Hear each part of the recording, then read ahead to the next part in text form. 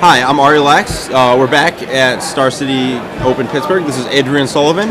We're leading right into round 4. Our feature match this round is going to be Benjamin Isgur versus Ryan McKinney. Ben is playing a Bant Birthing Pod deck based off Olivier Rouel's top 8 list from French Nationals, and he looks like he's playing against Ameria Angel. Well, the deck you were just talking about a little bit before in Callblade, Ameria Angel, no gravitational shift, Callblade. Yeah, like I said before, this kind of way of playing, right? The Ameria Angel, it's powerful enough on its own to be effective, but it's not like it's going to be getting a maximum value out of Ameria Angel. It's just being like Ameria on its merits. Yeah, it's a card. It does something. So, let's see. Benjamin's deck, 4 Birthing Pod, 4 Preordain, 4 Birds, a Land War Elf, 4 Cobras, 2 Phantasmal Image, 4 Seagate Oracles, and then we got like the toolbox. Steelbox Replica, Obstinate Baloth, Solemn, a couple of Mary Angel of his own, a couple of Phyrexian Metamorph, Razor Hippogriff, 2 Acidic Slime, Sun Titan Wormcoil, Elish. Right. Now, one of the things about this deck is that it basically has a very good package of stuff for its toolbox, such that, with the Hippogriffs, with the Metamorph, with Acidic Slimes, and with, he does have the Phantasmal Image ×2, right. So it's pretty much the Rouel list. Is there anything different from the Rouel? I think it's like straight up. That it gets the ability to handle most threats and be able to be resilient as well. Yeah. Now, his opponent, Ryan McKinney, we started talking about this a little bit, but one of the things that's kind of interesting is that it's kind of almost straddling the line between Caw Go and Caw Blade. Now, it has more tap-out things with Ameria Angel and Consecrated Sphinx than a more of a Caw Go-ish will have, generally. But, answers. It's got 2 Day of Judgments, it's got 2 Oblivion Rings, and then it also has Mental Misstep in the main deck. Mental Misstep, and it has Everflowing Chalices. Not a full set, only 2. And Chalice is not a card you usually would see from this deck. You usually want your cards to, you have enough lands to make all your mana. Do you really want Chalice to really get there? But that's because he's ramming into Consecrated Sphinx. Yes. And Consecrated Sphinx ×2, which usually when we see this, it's much more common to see 1 Sphinx, or to see a Sphinx and often a Sun Titan. He does not have Inkbald Nexus either, which is pretty important. Right. And he's running the 2-1 Gideon Elspeth Terrell split that we saw in the previous Callblade list from a couple weeks back. Now, apparently Benjamin Isgur is not running exactly Rouel's list. He managed to shave the 61st card off of Rouel's list. Yeah. I'm not exactly sure which card he shaved, but he shaved something. Yeah. I really like this Razor Hippogriff. The Hippogriff is awesome. Especially because your curve can be like Birthing Pod into Metamorph the Birthing Pod. Right. And then you Hippogriff back whichever one they try and kill, just so you can keep a pod going and going. I think, I could be incorrect, but I think there used to be I think that there was Sylvan Ranger in Rouel's list, and I think he cut it. I believe that. And I'm not sure if you're experiencing what we experienced there, but regardless, going to keep going. So regardless, this is a 60-card deck that's very, very, very similar to the list that was being played by, was that Olivier, I believe, that top-aided? Yes, it was Olivier. Right. Now, Mental Misstep is a card that I remember being advocated essentially by numerous people, but Jerry Thompson, I think, wrote about it this last week. Yeah. And it's actually a card that I think is very interesting because I play a lot of Red, and one of the things about Red versus various Cawblade decks is you can often just kind of barely win a lot, and a lot of that barely wins is on the back of Lightning Bolt, Burst Lightning, and Goblin Guide, and Mental Misstep really helps that. Specifically Goblin Guide on turn 1 is so much better. Well, the other cards, though, are really good for that kill your Caw, you say no. Yeah. And here we have the match. Ben Isgur on the right, Ryan McKinney on the left. McKinney with a Cawblade variant, and Ben Isgur playing the French Bant Pod. Isgur leads on a Preordain. Looks like he's seeing a Razor Verge Thicket and something else. Ships the Thicket. Draws a Cobra.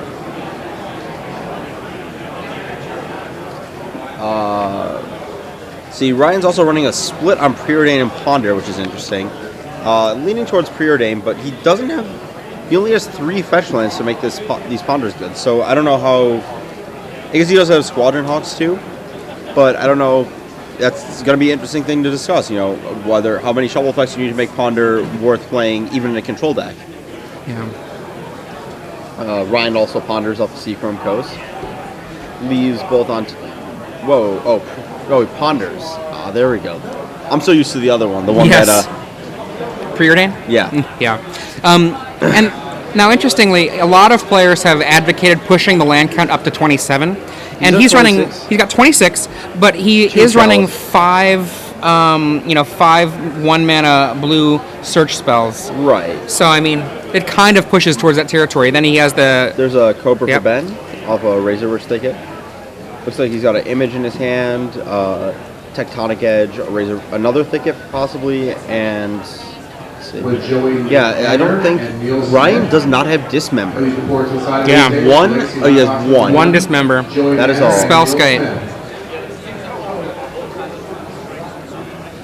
Now that unmolested Lotus Cobra could be a huge problem right now. It's going to lead into a Birthing Pod for this turn, which then can ramp it to a Seagate Oracle if he wants it to. Did you say that you saw another Lotus Cobra? No, I saw... a Phantasmal Image, I mean? Yeah. So he could, if he wanted to, cast Phantasmal Image. Oh, there's another Lotus Cobra. Oh, that works too. Same difference here. He potentially can have access to 5 mana. Just 3. Just only 3, so he can cast a Birthing Pod. Yep. Probably going to try and... might be able to piggyback this image off of something. Though I guess all the creatures that Ryan can cast next turn are 2-drops, so there's not really anything, so... The 3s that Benjamin Isgur has in his deck are pretty few and far between. Sylvop Replica and Seagate Oracle. Yeah.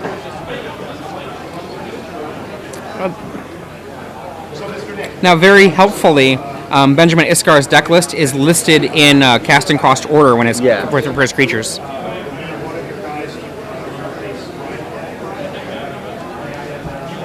Oh, you. So Ryan looks like he plays a Scalding Tarn and is debating on his line. Let's see.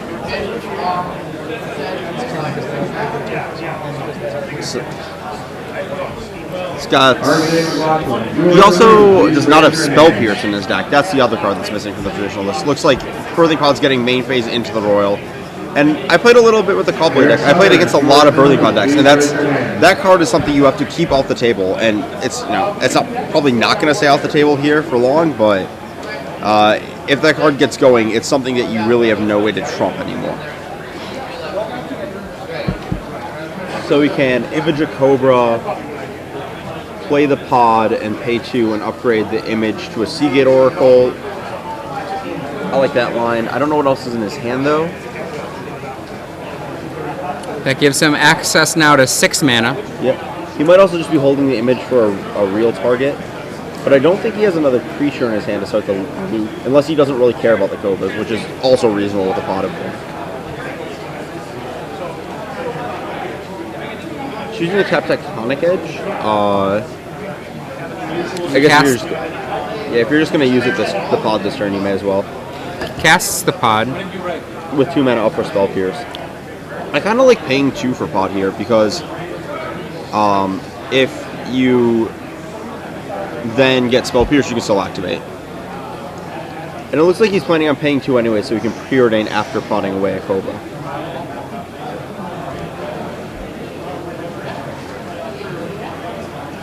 Nope, just goodbye, Lotus Cobra. You've done your job. I'm gonna let you do something else. It's gonna be a Seagate Oracle.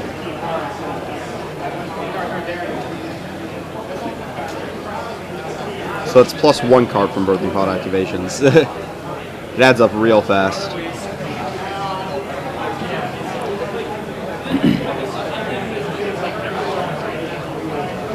I think I saw a Solemn Simulacrum, but I'm not sure. He might want that in his deck because it's... I guess a Mirror Angel is probably a better card. Could be a better card.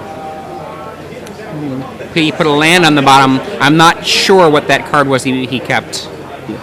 I think it was a Solemn, but I'm not sure. Keeping Solemn's better, so you can directly jump into Acidic Slime and start coughing. And there we go. I could be misseeing that as well. I'm not 100% sure what that card was. Ryan McKinney lays a Plains and then fetches with his Scalding Tarn. Yeah. Yeah, there's so many options with this Birthing Pod deck with all the clones. It's a Sun Titan that he has. That's what it is. Gotcha. Let's see. Yeah, that one can come in next turn.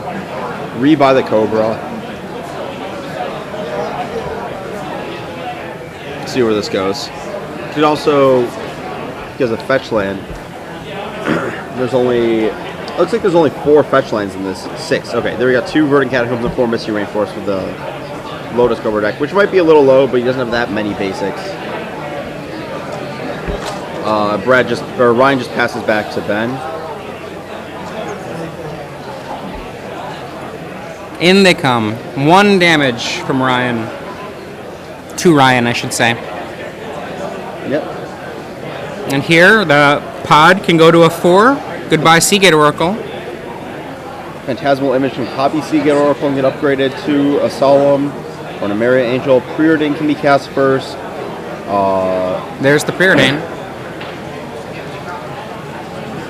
Sees Tech Edge and Forest. Probably want to keep the Tectonic Edge. Your line here is probably just to start blowing up his lands and just trying to get to Acidic Slime. You have 2 LD spells in the Tectonic Edges. The Seagate Oracle can turn into a Solemn, which then turns into a Slime and gives you a bunch of lands. Yeah, this Solemn also adds a mana off the trigger, so.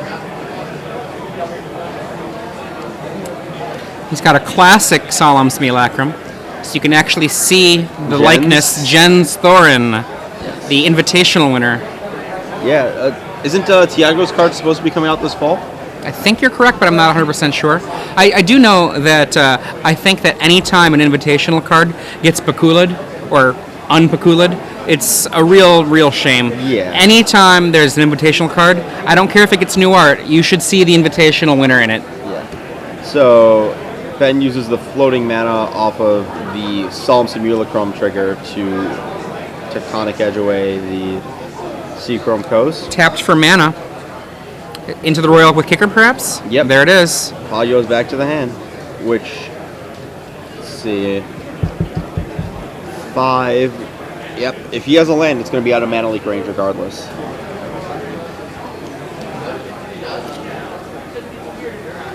Let's see. Looks like Ryan has an Arid Mesa. Can't really see the rest of his cards. Going down to 15. Still has a Spellskite in play. Yeah. Yeah, if Ben has a land, he can, any land, even a Counterplay Tap land, he can landfall or pay for the pod and activate, and then get the Acidic Slime, which kills the Spellskite, and then Phantasmal Image the Spellskite and just keep attacking the mana base. And then he does have the Sun Titan in hand as opposed to in deck, which is kind of important. Otherwise, he'd be able to sack the image as a slime to get the Sun Titan, to get back the image to slime another land. Yep. So many loops. I wasn't sure when Birthing Pod was printed if it's the real deal, but I think the last few weeks have shown that it is. Yeah, it was one of the few cards that I actually immediately bought from that set because, you know, at the very least, it was a card that people would want to play with, even if it wasn't a deck that they could realistically win with. So Ryan plays Preordain, passes back. Ben draws. Still has he has the other Tectonic Edge too, so that he guaranteed has a land. Yeah, just so much land destruction. Another 2 damage. I think you might have wanted to. It's the same amount of damage either way. Never mind. Mana? I was thinking if he pods pre-combat, but he has to sack the Solemn. So he's got 3 mana there, probably 2 life. Yep. 2 life. Yep. Played around Mana Leak. Played around Spell Pierce. Played around double Spell Pierce. No double blue. It's white. Oh, is it? Yeah. Okay, you're right. Yeah. Kind of hard to tell. Looks like.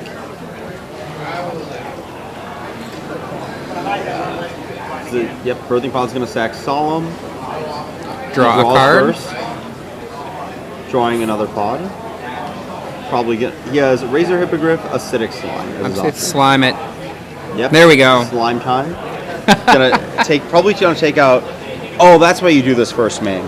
He's supposed to do this first main phase so that he can kill the island, or he has to kill the Spellskite first. Never mind. Yeah, or he kills the Spellskite, makes him pay. Okay, yeah. I was thinking floating mana. No, this ended up all right. Yeah. So Ryan does not have the mana leak, and then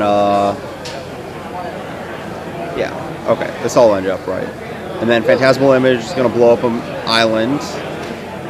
This is like very blue, white, green land destruction we have here. Yeah, this is basically very similar to the feel that I always got when I was playing Blue Manji against Callblade. Like, because the Metamorphs are not as good at this job as the Phantasmal Image, but still pretty good. A follow-up Scalding Tarn from Ryan McKinney. Yep. And good God, now so much can happen. 6 damage from Ryan. Let's see. He can get 3 is just Seagate Oracle and Replica. You can get a Seagate Oracle to set up a Metamorph, but you don't want to sack the Cobra. I think you have too many things to do with your infinite mana. Basically, you can sack the image. Get an Oracle. No, you get a 6 because it's a slide. Oh, okay, my bad. You're out. It's a 6. Yep, getting Wormcoil Engine for the lethal attack. I like the Sun Titan play better, I think. Honestly. No, I don't think he can't get it because it's in his hand, but he doesn't want to cast it from his hand. He doesn't want to cast it. I thought it was still in his deck. My bad. Though I think the 2 life might have been relevant, so it's not necessarily sure that his opponent doesn't have mana leak. No need to risk it. And there we go to game 2. So Ryan McKinney is going to need to find some cards here to take care of things. Torpor Orb times 2 is going to be his big go-to. Yeah, Torpor Orb stops Oracle, stops Obstinate Bala, Solemn, Razor Hippogriff, Acidic Slime. It stops an entire element of the Birthing Pod deck. Yeah, it basically leaves him with, like, copying a Sun Titan and attacking with Sun Titans, or copying a Maria Angels. So Torpor Orb. I think he's going to bring in the Day of Judgment.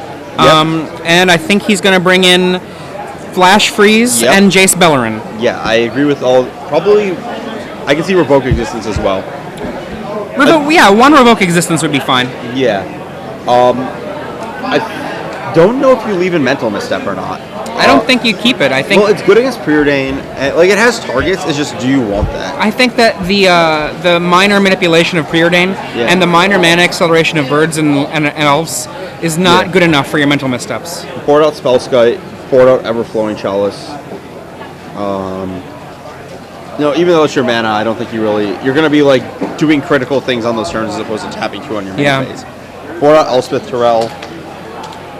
He's going to have to find a few more slots to board out than I think he necessarily wants to. Maybe you're boarding in enough answers to pod that you can board out into the Royal, but I think you still want into the Royal. Maybe it's just too good of a catch-all. On the other side of board out the 4th Hawk. That was a pretty standard call against these, like, green high-end threat decks. On the other side, what do we got? Nature's Claim, probably don't want it. Flash Freeze, Spellskite, Obstinate Baloth, maybe a Viridian Corruptor. I can see a Viridian Corruptor to kill a sword off a pod. I think I would sideboard slightly different than that. I would side in 1 Viridian Corruptor. I might also side in Spellskites, because we can assume Artifacting was going to happen. I would side in 1 Viridian Corruptor, I would side in 1 Spellskite, and I would side in 2 Nature's Claims. The reason being that even though you know that your opponent might not be able to get the sword play going, having an answer for a sword hitting you the first time can be so significant. Just having it as an opportunity to shift the tempo of the game was always a really huge thing to do. But let's see if he actually has cards to board out, because this deck really needs, like, all of its everything. It's Steelbox Replica too to do that. Yes. It actually probably just wants, if anything, it only wants Spellskite to protect its pod, I think. I think you board out Obstinate Baloth. I don't think you want that card. Yeah, Obstinate Baloth doesn't do anything powerful enough. Yeah, and you also have Razor Hippogriff as a way to gain back life. Realistically, Obstinate Baloth is the only really bad card in this deck in this matchup. I think it might just be Obstinate Baloth for a Spellskite. I don't think Wormcoil... Well, Wormcoil is Day of Judgment insurance. Yep. Just another threat. I don't know that you need to be fast. I could see cutting down your birds and elves. Yeah, the elf can probably go. Just make yourself better against Day of Judgment. Yeah. Yeah, probably bring in a Spell Sky. I don't think you need the Corruptor if you have Silmark Replica, though. That's probably reasonable. Like, you have a card at every point in your curve that stops a Feast and Famine. You have Silmark Replica on 3. You have a Maria Angel on 4, which just clogs up the air with the bird tokens that they're never going to get through. And then you have Acidic Slime on 5. So we both think, basically, Obstinate Bailoff times 1 should go. Some number of birds or elves should go. Probably just the 1 elf. Yeah, and then... I actually still think that you would want the 2 Nature's Claims. I mean, from Blue Manji, like, with that deck, which is a different deck, I understand that, 2 Nature's Claims, in a world where Stoneforge Mystic existed, but even despite that, there are Swords of Feast and Famine being run pretty heavily. Just stopping it from hitting you once was often enough. Well, and we got... I think you can live through a single hit. I think the issue is just, like... I just hate porting situational answers here. So, Ben leads on a preordain after Ryan plays a Seachrome Coast. Ben is also off a Seachrome Coast, looking at Acidic Slime and Seagate Oracle. So it looks like he's opting to just draw some creatures here. Ryan has another Seachrome Coast. Yeah, these swords don't look so good without the Nexuses. Looks like he's attempted a Lotus Cobra's Mana Leak. That's a huge moment in the game right there. If Lotus Cobra resolves, then Mana Leak is dead for the rest of the game. Well, dead if Ben wants it to be, at least. Right. Third turn, Seagate Oracle. Yep. Says good. Looks like a pod. A pod and a bird to the bottom. Well, a bird, but a pod and a card that wasn't a pod. I think that most of the time, if you don't already have the pod, you just have to take it. And that. I mean, you might not be unhappy having a backup pod. Yeah. that deck, once it gets pod going, has such different mechanics. You know, instead of just like playing out like the old momentary blink decks, only a bit worse, you have this real solid engine. So it looks like Ryan is going to play Oblivion Ring on the Seagate Oracle, as opposed to waiting for pod. Just doesn't want to get activated on, which is very reasonable. And there's the pod, I bet. Yep. There it is. Go. He has to have another answer for that. He doesn't have very many in his deck.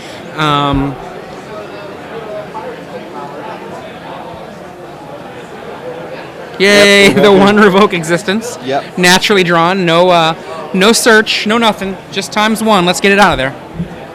Yeah. Razor Hippogriff that. Yeah, that's really important, actually. Ben draws a Preordain, has Tectonic Edge for the Colonnade, but probably just going to slime. Is that a slime? Yeah. Slime the Colonnade. Looks like, unless that's not a Stronghold Mana Leak I'm looking at. Nope. Oh, the Oblivion Ring. Wow. I actually like just hitting the land. No, once you're at 5, I think he just has mana to cast anything he wants anyways. You have the Tectonic Edge for the man land, so just getting the card, getting to another pod is really important.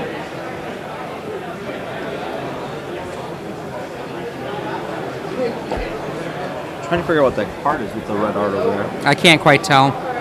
He says go. Now you might start going after lands. Yeah.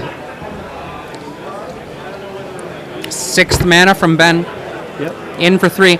Just in general, I feel like in matchups like this, I have a tendency to go for lands a little bit more than I think other people are. Well, mana's really huge. Yeah. But I think that once your opponent hits 5 mana and hasn't shown a sign of missing a land drop, you kind of wait to see. If they miss their land, sure. If it's earlier, I agree with you, and you just want to get rid of all of their lands. He keeps them both on top. That's a Preordain, and the other one's a Tectonic Edge, I think. Yep. Phantasmal Image, going to become an Acidic Slime and start down the road we were talking about. Yeah. 3 mana available for a leak if that is one. Yep. What the heck is that? Is it a misstep?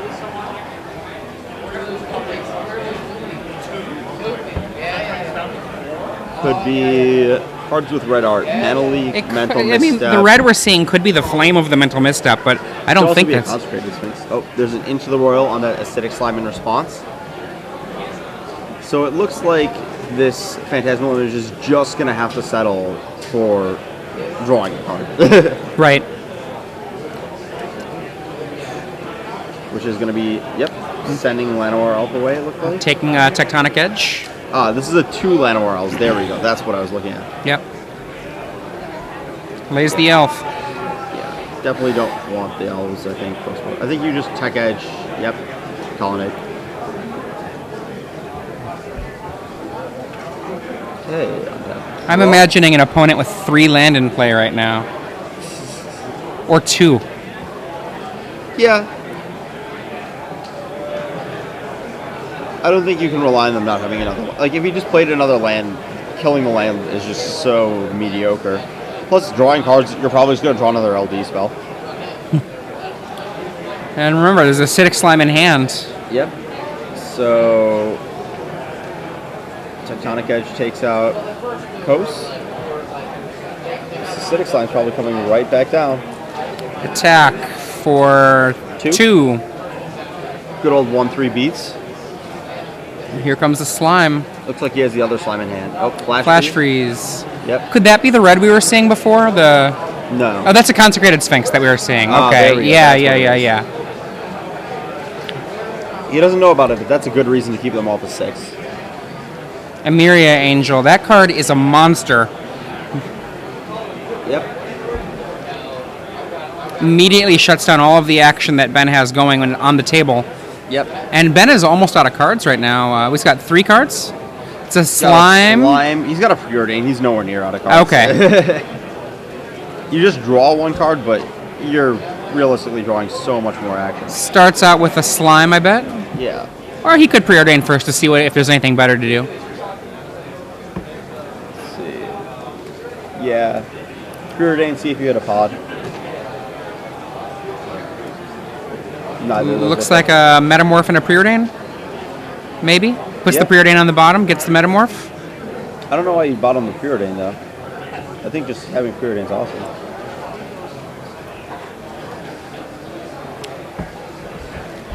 And slime. No, Seagate Oracle. He's going to try and get a land so you can Metamorph, too.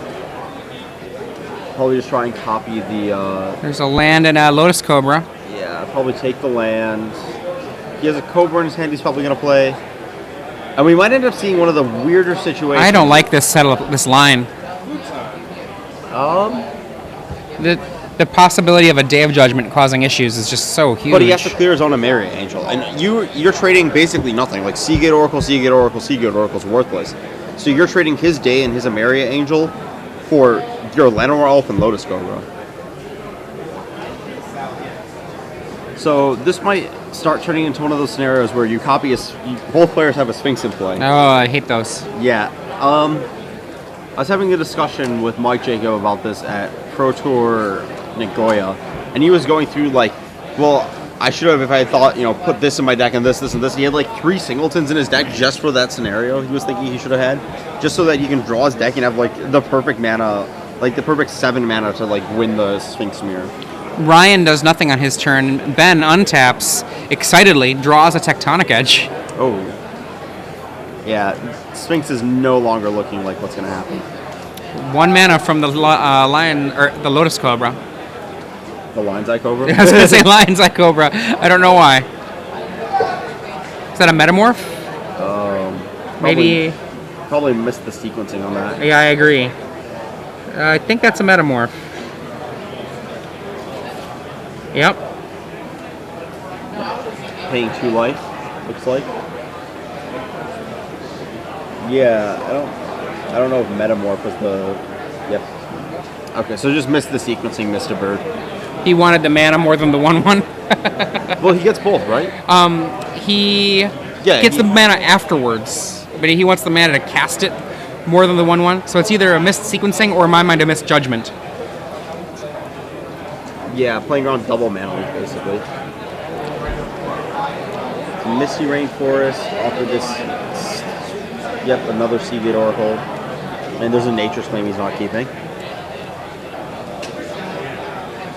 And there you go. Guys takes out Glacial Fortress.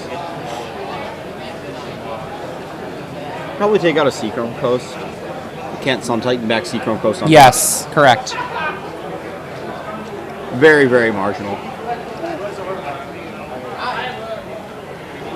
Let's see. Ryan looking at his hand.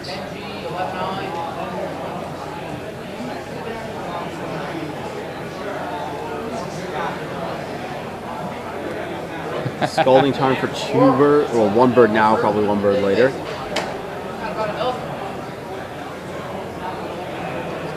Let's see. He's got a Consecrated Sphinx. Looks like a misstep and Oblivion Ring. I would be unsurprised to see Oblivion Ring hit the Metamorph. Yeah. Which the return would be Slimier Oblivion Ring. Makes Metamorph. He says go.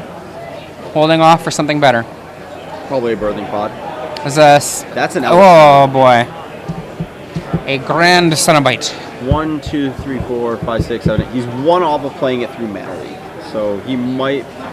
I think that might have changed this turn to be just Razorverse Thicket, so that next turn you can play Elvish Norn through a Mana Leak. Because if that guy sticks, everything changes. There's the Thicket. Gets a bird. Yep. Probably just gonna 1 floating. It's unfortunate that he has to play this Slime into the Mana Leak, but... Slime. I mean, assuming he's playing around Mana Leak. He's like, okay, that's fine.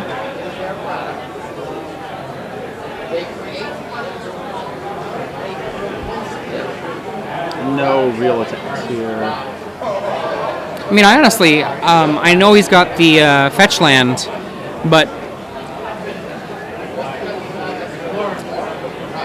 I wouldn't be sad about attacking with my Emiria Angel. I mean, if they trade... He is Elvish Norn. His Emiria Angel's better than his opponent. I know that but it doesn't matter. The Elvish Norn is going to be incredibly powerful the next turn regardless. And if the Elvish Norn gets countered, then he can actually attack with his entire army of 1/3s and all of the other stuff. Well, why let the Emiria Angels, why let the bird tokens trade for something when you're just going to sweep them with Elvish Norn? But they're not necessarily going to trade for anything. You know what I mean? If he attacked with the Emiria Angel, they would. You just get 3 bird tokens in front of it and lose. Oh, yeah, he's got 3 bird tokens, not 2. My bad. Had 2 in the if he had 2, my bad, Yeah, my if he bad. had 2, I agree. I'd be fine with trading Emiria tokens. Yeah. Or Emiria Angels, but... Yeah, the third token. Yeah, the Scalding Times. Yeah. So, birds... That is Elvish Norn with fetch land. Oh, he just says, yeah, you got me. Here they come. For approximately $1.5 million.